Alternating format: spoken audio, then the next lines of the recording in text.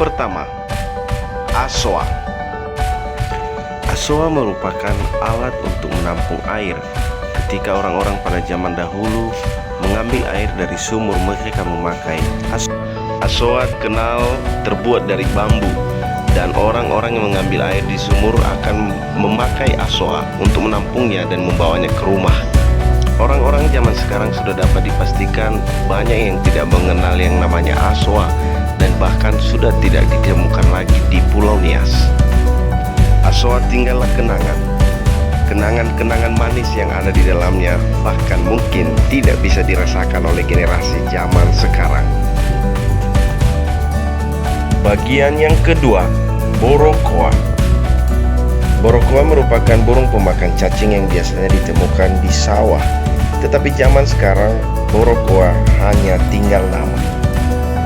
Maraknya perburuan telah mengancam populasi daripada burung borokoa, dan bahkan saat ini sudah jarang ditemukan, artinya terancam punah.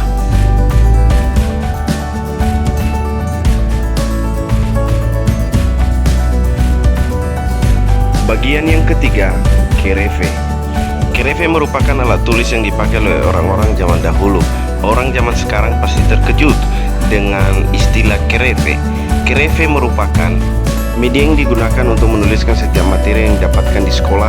Dan bukan hanya itu, alat ini cukup berat karena terbuat dari batu.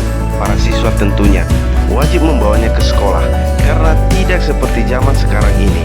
Waktu itu belum ada buku maupun alat tulis yang dapat dipakai saat belajar.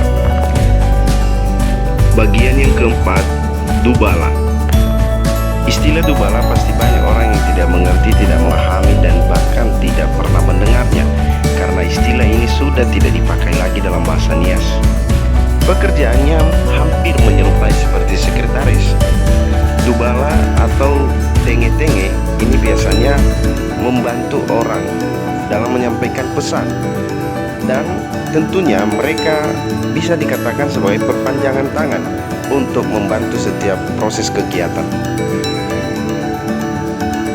Bagian yang kelima, lesu.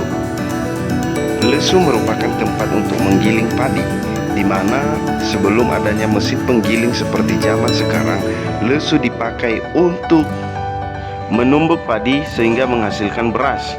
Dan pada zaman dahulu, orang-orang sering berkumpul, atau khususnya ibu-ibu, menumbuk padi dengan luar biasa semangatnya yang tiada habisnya.